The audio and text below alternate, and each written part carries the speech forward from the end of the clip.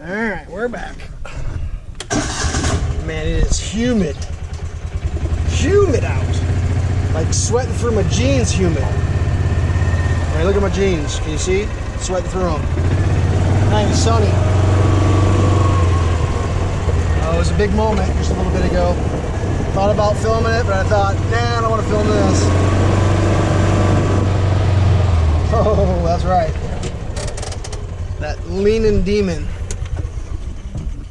Woohoo! Got it. Got it down. That's right. This thing's a beast. How big is that? There's my axe. There's my hand. 2 hands width wide. That's pretty big for me. Ooh.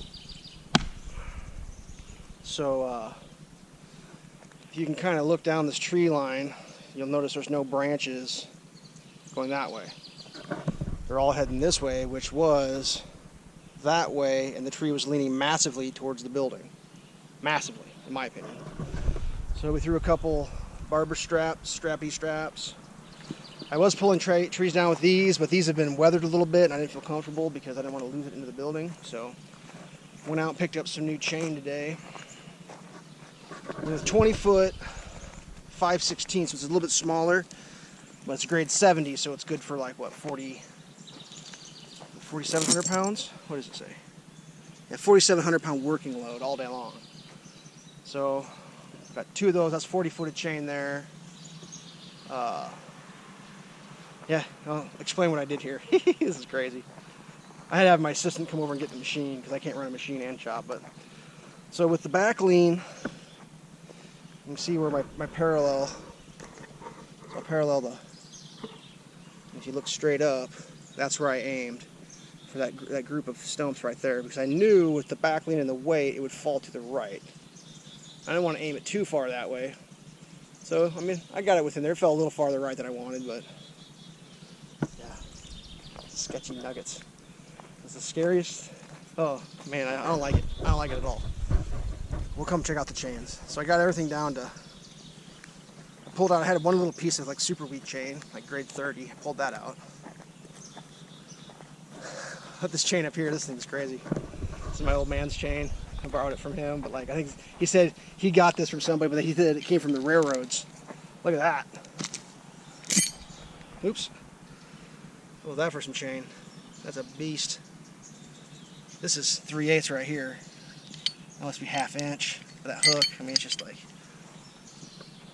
So, yeah, I think we stayed mostly in the yard. Maybe skedoodled off a little bit. He was a little nervous.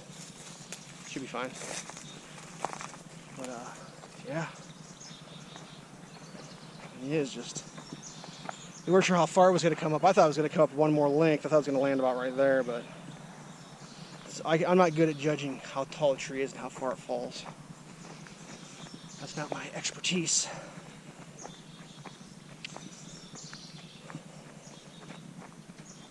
Up here and have a little update. Log piles.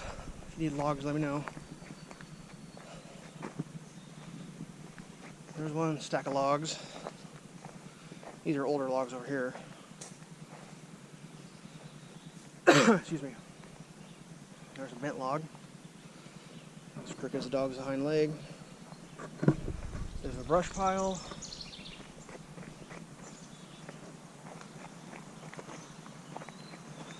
There's a new log pile. Some of them are pretty good size. A few crooked ones, but most of them are straight. I might try to, I don't know, maybe I'll make some countertop out of that maybe. There's a new bucket with a tooth on it. Marker red for safety so you don't catch your foot on the chain. I thought about using those to pull the tree over just now, but I figured I'm not going to press my luck. We'll wait till it's not quite super important. But yeah, I think this is going to work out. It's pretty stout still. I mean, that's a good human fingers thick steel right there. So there's plenty left in her. Yeah. Best part is it locks in solid, and it's got a step. How great is that? So yeah. I'm going to lop this thing up into some fairly large chunks. stack it on the log pile. I'm trying to debate whether I want to dig this stump out. I don't really want to. I just about fell. I think I might have to. Next plan is going to be to try to pull more of this black topsoil. I think I'm going to make a pile of it right here. I'll move that firewood rack and just make a mound of it. A nice black topsoil there. I'm going to just dig out where the road's going to be, get that black soil out. Then I'm going to use all this crap soil here and rebuild the road with it. So I'll have some good black soil in case I need to do something with some black soil. Or some nutrient-rich soil, I should say. Yeah, this is wild. It's all open now. So yeah, good times. Yeah, whew, that was a big one for me, cutting this down. I mean, that's the side. There's no limbs on this whole back side. It's all counterweighted going that way. So, yeah. I could have gone they sold 15 or 14 foot 3/8 chain, grade 40 or whatever, 43, whatever. It's a little bit stronger chain. That's what those are up there. I already got 2 of those. So it's like, well, I already got 2 14-footers. So I decided, well, I'm going to go 20-footers, you know, variety being the spice of life and all. You know, it's a little bit weaker chain, but I mean, 4,700 pounds, what am I doing? So next challenge is going to be this tree here. And you can see how crooked he is.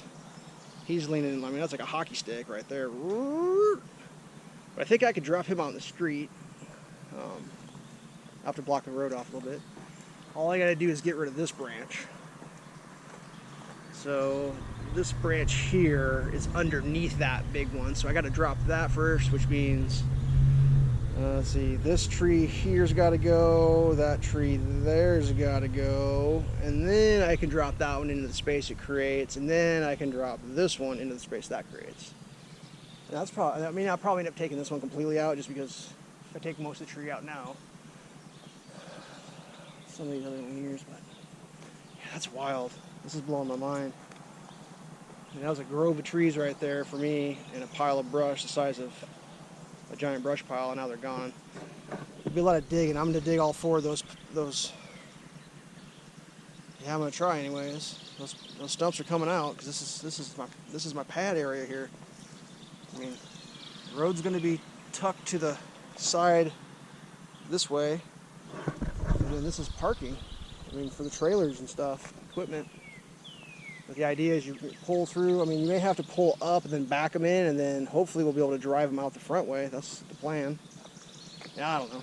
I may be a little ambitious on all this, to be honest with you, but I guess worst case scenario, when you leave, you have to pull up, back out, and then scoot it. I don't know. It's good to have dreams. It's good to have goals. Yeah.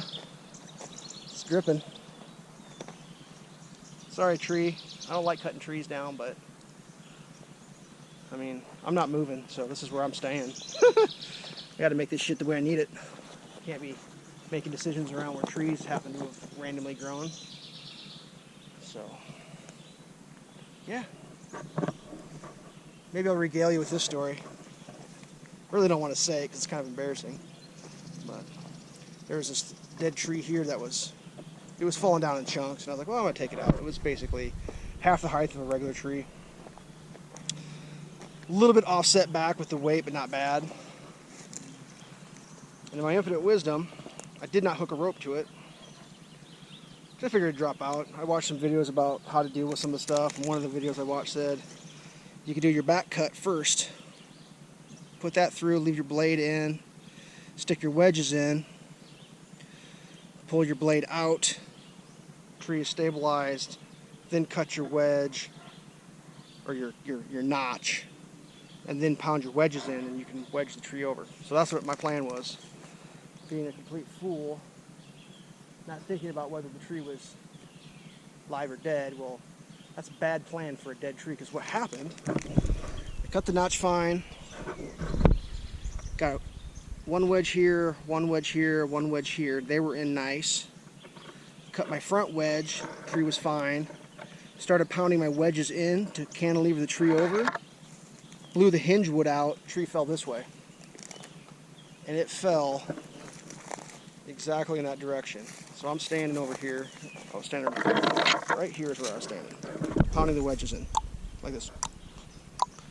Tree's going up. Tree starts going this way. I grabbed the tree with both hands and I yelled, no! Or I said, oh no! Then I realized, what in the shit are you doing? I just let go of the tree and I just thought to myself, oh, that's the way she goes, boys. Way she goes. I stepped back to about, safe distance, whatever, about back here. And I watched the tree fall straight to the building. And I'm thinking, oh my God, it's going to crush the building. Well, the way it kind of cantilevered off the back of the stump and it scooted out before it was coming down. And when it hit, it jostled the tree and started breaking the tree up in midair. And the scattered parts rained down. And I didn't move these where they landed. So here's where part of the tree landed. And here's where the top of the tree landed. I'm not even making this up, right here. That's where it landed. That's how close it came. Now, granted, that little stick there, I mean, that's only about not quite the width of my foot. It wouldn't have knocked the building over, but like, that was a pretty helpless feeling. Watching a tree fall the wrong direction, completely 100% wrong direction. As soon as it did it, I thought to myself, God, you idiot, that's a rotten tree. What were you thinking? Like, what were you thinking? I wasn't thinking, that was the problem. So, yeah. Don't cut dead trees down the same way you cut live trees down because it don't work like that. But, lesson learned. Some lessons are learned the hard way. Sometimes you get lucky and you learn the hard lessons a little easier than they had to be learned. But, oh well. I think that's the last sketchy tree I gotta do, so I'm pretty pumped. Everything else is pretty straight. Well, I got that Widowmaker up there. I gotta figure that out. Whatever. Alright. Stay safe, kids.